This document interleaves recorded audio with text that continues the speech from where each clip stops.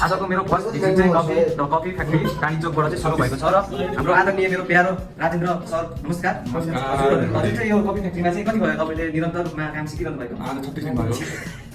36 दिनमा चाहिँ के सिक्नु भयो त्यो चाहिँ बताइदिनु पर्यो मेरो भिडियोमा। लगभग सकिन लास्ट आउन छ भने लगभग के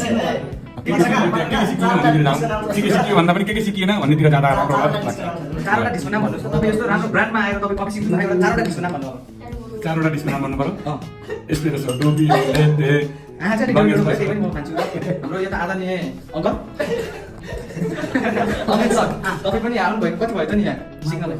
13 दिन भयो। 13 दिनमा के सिक्नु भयो? मैले 13 वटा क्लासमा मैले यति सिकेँ नि।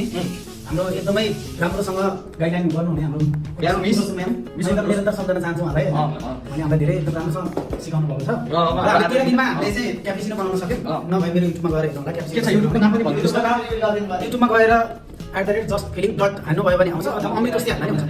ल मेरो दाइ तपाईँ चाहिँ कति भयो यहाँ सिक्नु भएको? आज 19 दिन। म 20 दिन भयो र मेरो नाम आदर्श अधिकारी हो होइन यसो तपाईँ त अलिक ह्यान्डसम पनि हुँदो रहेछ त्यसको गाडी पनि भनिदिनुहोस् न।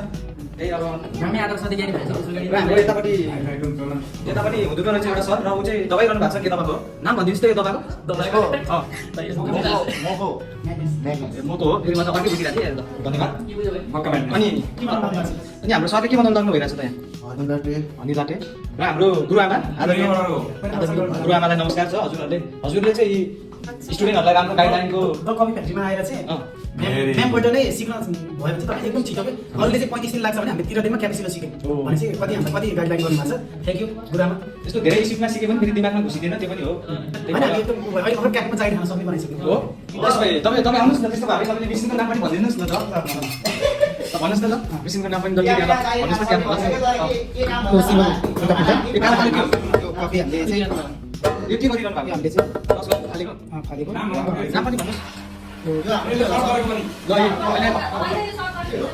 के हो यो यस्तो राम्रो कम्पनीमा आएर यस्तो सर भएन है यो चाहिँ अलि यो नसुहाउँदो भयो। सर हाम्रो ह्यान्डसम सर चाहिँ एप्रोन लाउँदै थ्याङ्क यू।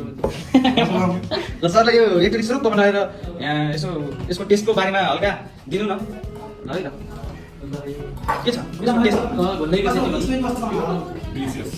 राम्रो छ नि एकदम बगान छ।